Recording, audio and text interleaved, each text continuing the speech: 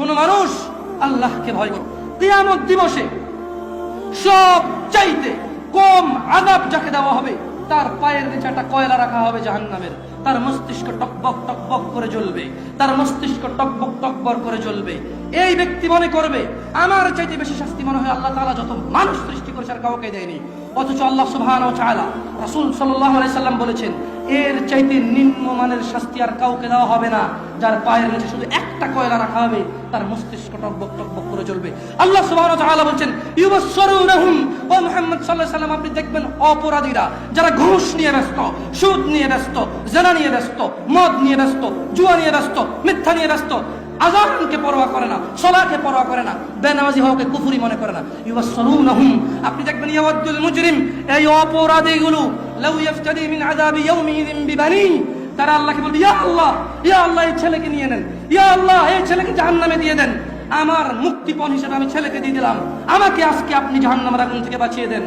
ওয়া সাহিবাতিহি ওয়া আখি, অপরাধী অপরাধ করে মৃত্যুবরণ করিও না মুসলিম। এজন্য আমি বক্তব্যের শুরুতে বলেছিলাম, ওয়ালা তামুতুন্না ইল্লা ওয়া আনতুম মুসলিমুন, মুসলমান হওয়া ছাড়া মরিও না। খবরদার, মুসলমান হওয়া ছাড়া মরিও না। মুসলমান হওয়া ছাড়া মরলে বড় বিপদ আছে, মুসলমান হওয়া ছাড়া মরলে বড় বিপদ আছে। ইউবাসসিরুনহুম ইয়াওয়াদুল মুজরিমু লাউ ইফতাদি মিন আযাবি ইয়াউমিযিন বিবানি, সেদিন অপরাধী আল্লাহকে মুক্তিপণ হিসেবে দিতে চাইবে তার ছেলেকে, এত আদরের ছেলে, যার জন্য এত আয়োজন, যার আকিকায় 10টা গরু জবে হয়, যার জন্মদিনে সিনেমার নায়ক নায়িকা এসে অংশগ্রহণ করে, যার জন্মদিনে কোনো মসজিদ মাদ্রাসায় সে দান করে, যে খুন করে আসলে সে বলে আমার ছেলে নির্দোষ, সবচেয়ে বড় উকিলকে হায়ার করে। এত আদরের ছেলে, যেই ছেলে 7 খুন করলে মাপ, যেই ছেলের জরিমানা দিতে দিতে বাপ কখনো অসন্তুষ্ট হয় না, এই এত আদরের সন্তানকে পরিস্থিতি কি হতে পারে একটু ভাবো মুসলিম। মা নিজের মেয়েকে ভাবে ব্যবহার ছেড়ে দেবেন না। আপনি বাবা, আপনাকে বলছি ভাইয়া, চাচা, যদি খালি অপরাধী হয় মরো, তবে শোনো সূরা মাআরিজ আল্লাহ বলছেন, অপরাধী সেদিন তার মুক্তিপণ হিসেবে দিতে চাইবে তার ছেলেকে, ও সাহিবাতিহি ওয়া আখি, তার স্ত্রী, তার ভাইকে, ও ফাসিলাতিহি আল্লাতী তুই, তার জ্ঞাতি গোষ্ঠী যারা ওকে আশ্রয় দিত, ওয়া মান ফিল আরদি জামিআ সুম্মা ইউনজি, যখন হবে না, আল্লাহ বলবে ছেলে লাগবে না, তুই অপরাধী, তোকে লাগবে। স্ত্রী আর ভাই দিয়ে আল্লাহ বলবে হবে না, তুই অপরাধী, তোকে লাগবে। জ্ঞাতি গোষ্ঠী যারা অন্যায় করলে আশ্রয় দিত, আরে যা বেটা কইরাল, আমি আছি, ওই বেটা আমি আছি না, তুই যা। এই লোকগুলা এগুলাকে দিয়ে দিবে, আল্লাহদেরকে নিয়ে যাও, এরা আমাকে আশ্রয় দিত অন্যায় করলে। আল্লাহ বলবে যে না, তোকে লাগবে। বলবে ওমান ফিল আরদি জামিআ, অতঃপর সে বলবে ইয়া আল্লাহ, জমিন আর জমিনে যা কিছু আছে, সুম্মা ইউনজি, জমিনটা পুরো এই পৃথিবীতে যা আছে সব নিয়ে নেন, সুম্মা ইউনজি, অতঃপর আমাকে নাজাত দিয়ে দেন। যেই রব আহ্বান করে বলে, রাতের 1/3 যখন থাকে, যে দয়ালু রব আহ্বান করে বলে, এই দিনের অপরাধীরা আসো রবের কাছে ক্ষমা চাও, ক্ষমা করে দেব। সুস্থ হতে চাও, চাও,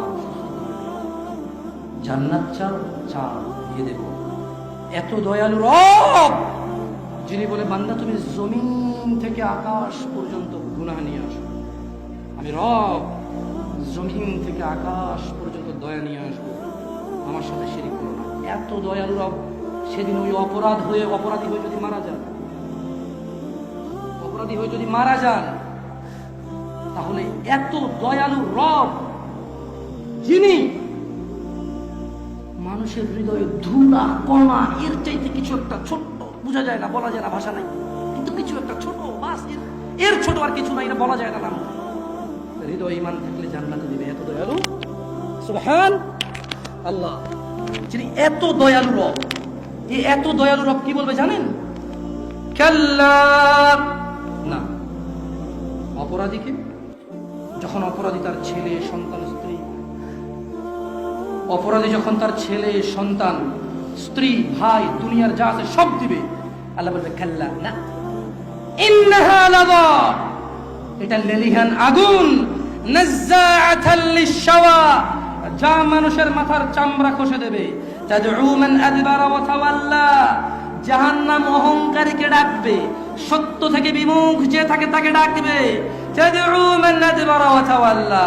মা এবং বোন, তোমরা তোমরা আল্লাহকে ভয় করো। যুবক, জানা থেকে বেঁচে থাকো যুবক।